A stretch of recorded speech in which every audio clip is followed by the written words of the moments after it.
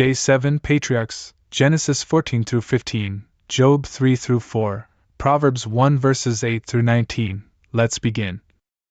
Genesis 14:15.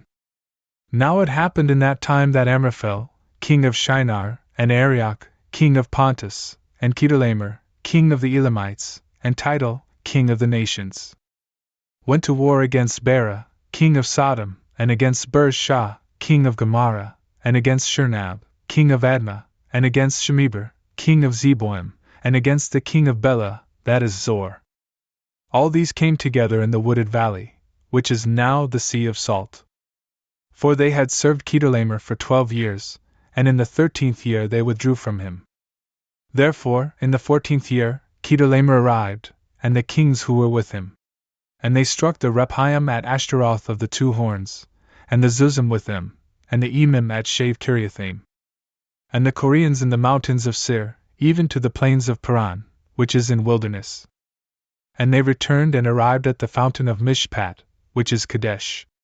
And they struck the entire region of the Amalekites, and the Amorites who dwelt in Hazazontamar. And the king of Sodom, and the king of Gomorrah, and the king of Admah, and the king of Zeboim, and indeed the king of Bela, which is Zor, went forth.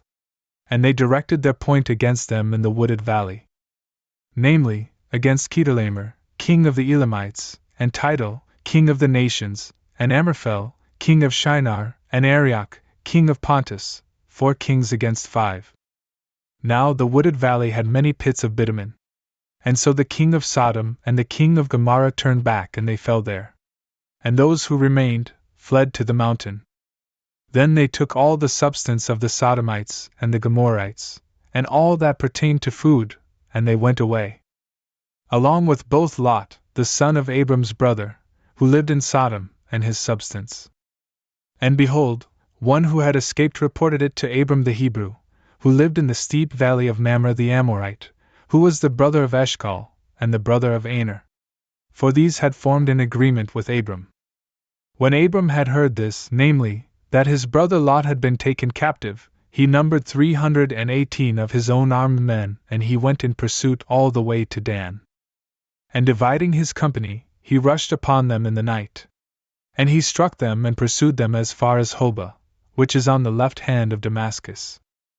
And he brought back all the substance, and Lot his brother, with his substance, likewise the women and the people. Then the king of Sodom went out to meet him, after he returned from the slaughter at Chedorlaomer, and the kings who were with him at the valley of Shave, which is the valley of the king. Then in truth Melchizedek, the king of Salem, brought forth bread and wine, for he was a priest of the Most High God. He blessed him, and he said, Blessed be Abram by the Most High God, who created heaven and earth. And blessed be the Most High God, through whose protection the enemies are in your hands. And he gave him tithes from everything. Then the king of Sodom said to Abram, Give me these souls, and take the rest for yourself. And he responded to him, I lift up my hand to the Lord God, the Most High, the possessor of heaven and earth, that from one thread within a blanket, even to a single shoelace, I will not take anything from that which is yours, lest you say, I have enriched Abram. Except that which the young men have eaten, and the shares for the men who came with me, Aner, Eshcol, and Mamre. These will take their shares. And so, these things having been transacted, the word of the Lord came to Abram by a vision, saying, Do not be afraid, Abram, I am your protector, and your reward is exceedingly great. And Abram said, Lord God, what will you give to me? I may go without children. And the son of the steward of my house is this Eliezer of Damascus. And Abram added, Yet to me you have not given offspring. And behold, my servant born in my house will be my heir. And immediately the word of the Lord came to him, saying, This one will not be your heir. But he who will come from your loins, the same will you have for your heir. And he brought him outside, and he said to him, Take in the heavens, and number the stars, if you can. And he said to him, So also will your offspring be. Abram believed God, and it was reputed to him unto justice. And he said to him, I am the Lord who led you away from Ur of the Chaldeans, so as to give you this land, and so that you would possess it. But he said, Lord God, In what way may I be able to know that I will possess it? And the Lord responded by saying, Take for me a cow of 3 years, and a she-goat of 3 years, and a ram of 3 years, also a turtle-dove and a pigeon. Taking all these, he divided them through the middle, and placed both parts opposite one another. But the birds he did not divide. And birds descended upon the carcasses, but Abram drove them away. And when the sun was setting, a deep sleep fell upon Abram, and a dread, great and dark, invaded him. And it was said to him, Know beforehand that your future offspring will be sojourners in a land not their own, and they will subjugate them in servitude and afflict them for 400 years. Yet truly, I will judge the nation that they will serve, and after this they will depart with great substance. But you will go to your fathers in peace and be buried at a good old age. But in the 4th generation they will return here. For the iniquities of the Amorites are not yet completed, even to this present time.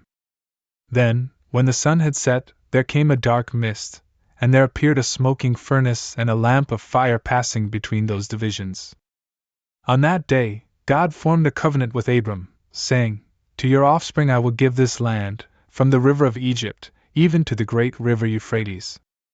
The land of the Kenite and the Kenizzites, the Cadmonite, and the Hittites, and the Perizzites, likewise the Rephaim, and the Amorites, and the Canaanites, and the Girgashites, and the Jebusites. Job 3:4. After this, Job opened his mouth and cursed his day. And this is what he said: May the day perish on which I was born, and the night, in which it was said, A man has been conceived. May that day be turned into darkness, may God not seek it from above, and may light not illuminate it. Let darkness and the shadow of death obscure it, let a fog overtake it, and let it be enveloped in bitterness. Let a whirlwind of darkness take hold of that night, let it not be counted in the days of the year, nor numbered in the months. May that night be alone and unworthy of praise. May they curse it, who curse the day, who are prepared to awaken a Leviathan.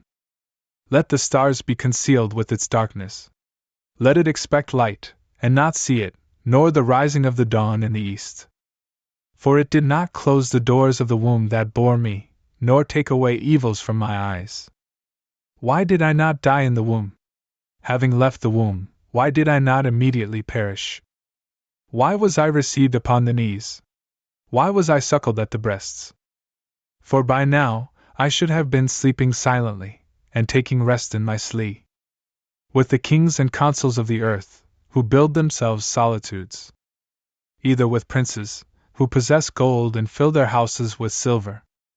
Or, like a hidden miscarriage, I should not have continued, just like those who, being conceived, have not seen the light. There the impious cease from rebellion, and there the wearied in strength take rest. And at such times, having been bound together without difficulty, they have not heard the voice of the bailiff. The small and great are there, and the servant is free from his master. Why is light given to the miserable, and life to those who are in bitterness of soul? Who expect death, and it does not arrive, like those who dig for treasure. And who rejoice greatly when they have found the grave. To a man whose way is hidden, and whom God has surrounded with darkness. Before I eat, I sigh, and like overflowing waters, so is my howl. For the terror that I feared has happened to me, and so has the dread befallen me. Have I not remained hidden? Have I not kept silence? Have I not remained calm? Yet indignation has overcome me. But Eliphaz the Themanite, answering, said, If we start to speak to you, perhaps you will take it badly, but who can hold back the words he has conceived? Behold, you have taught many, and you have strengthened weary hands.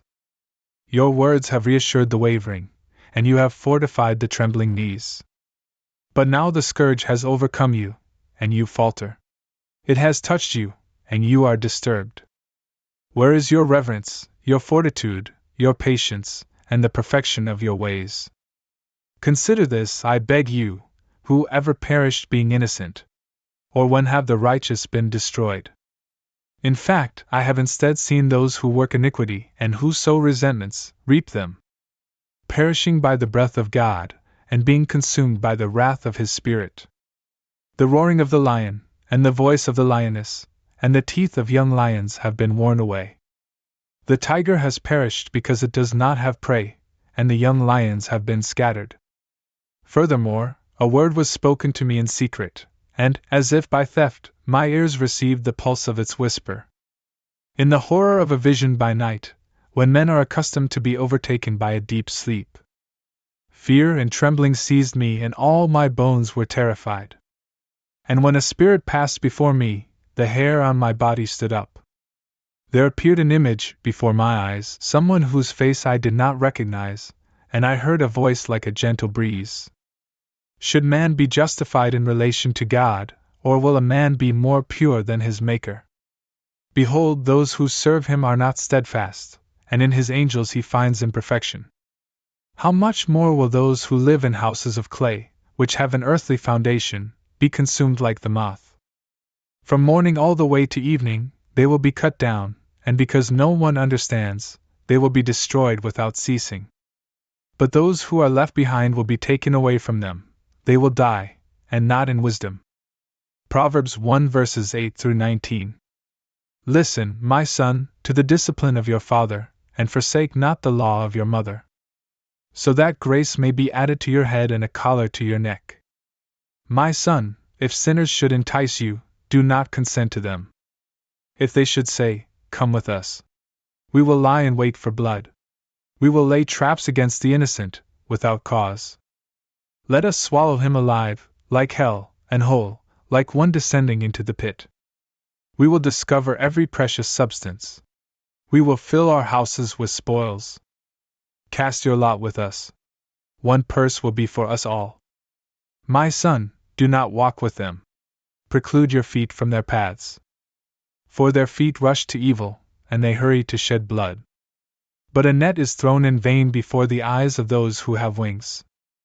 Likewise, they lie in ambush against their own blood, and they undertake deceits against their own souls. Thus, the ways of all those who are greedy seize the souls of those who possess.